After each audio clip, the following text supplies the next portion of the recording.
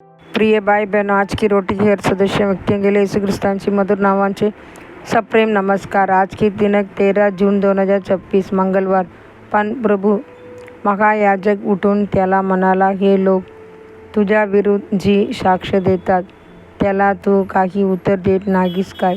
पण येशू गप्पा राहिला। मॅथ्यू 26 अध्याय 62 वचन आणि 63 वचन। येथे आपण पाहतो की प्रभू येशूने मौन हेच आपले उत्तर दिले। अनेक लोक उठून त्यांच्या विरुद्ध खोटी साक्ष देत होते, तरीही महायाजक समोर उभा असताना येशूने स्वतःचे समर्थन करण्याचे किंवा स्वतःला निर्दोष सिद्ध करण्याचा प्रयत्न केला नाही। तो शांत राहिला। बायबल सांगते, गप्प राहण्याची एक वेळ असते आणि बोलण्याची एक वेळ असते। उपदेशक 3 अध्याय 7 वचन। येशूने अरण्यात देवाचे वचन प्रचारले, सभास्थानात शिकवण दिली।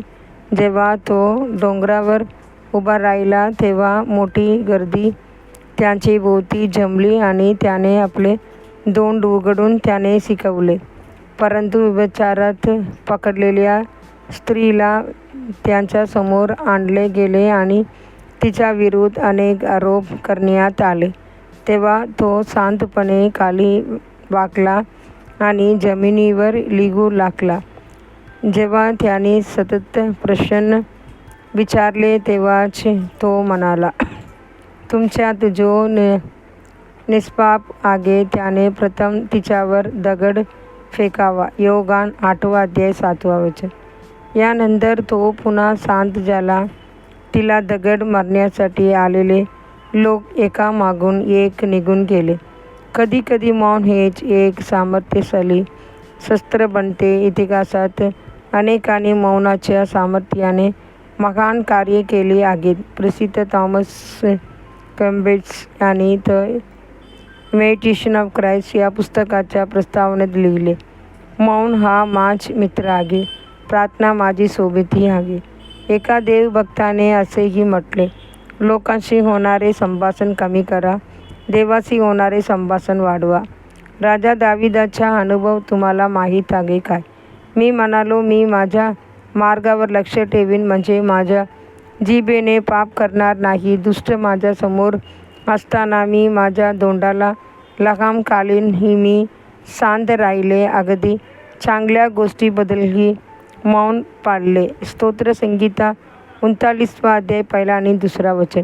याचा परिणाम काय झाला? पुढील वचन सांगते, माझे हृदय माझ्यात धगधगत होते। मी चिंतन करत असताना अग्नी प्रज्वलित झाला, मग मी माझ्या जिभेने बोलतो। स्तोत्रसंगीता 39 अध्याय 3 वचन।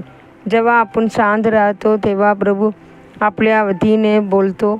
तो आपला गटाला लढतो आणि आपल्या लढाया लढतो। प्रभू म्हणतो, सियोनाच्या हितासाठी मी गप्पा बसणार नाही आणि यरूशलेमच्या हितासाठी मी विश्रांती घेणार नाही, जोपर्यंत तिचे नीतिमत्व प्रकाशासारखे प्रकट होत नाही आणि तिचे तारण जलत्य दिव्यासारखे चमकत नाही। येसाया 62 अध्याय 1 वचन।